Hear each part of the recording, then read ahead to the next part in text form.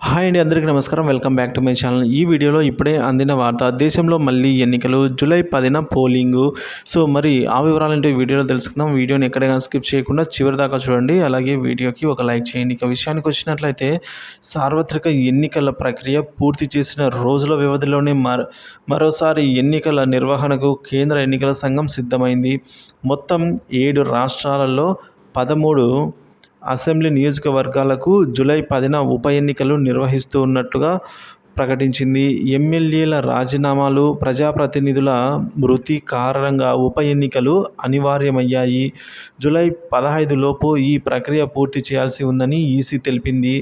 So ఈ విధంగా బీహార్, పశ్చిమ బెంగాల్, తమిళనాడు, మధ్యప్రదేశ్, ఉత్తరాఖండ్, పంజాబ్, హిమాచల్ ప్రదేశ్లలో అసెంబ్లీ నియోజకవర్గాల్లో ఉప ఎన్నికలు అయితే నిర్వహించనున్నారు.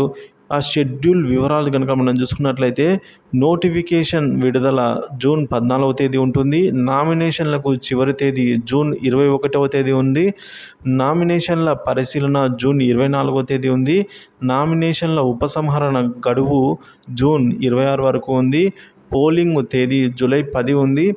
ఓట్ల లెక్కింపు జూలై 13 ఉంది. పోలింగ్ తేదీ జూలై 10వ తేదీ, ఓట్ల లెక్కింపు జూలై 13.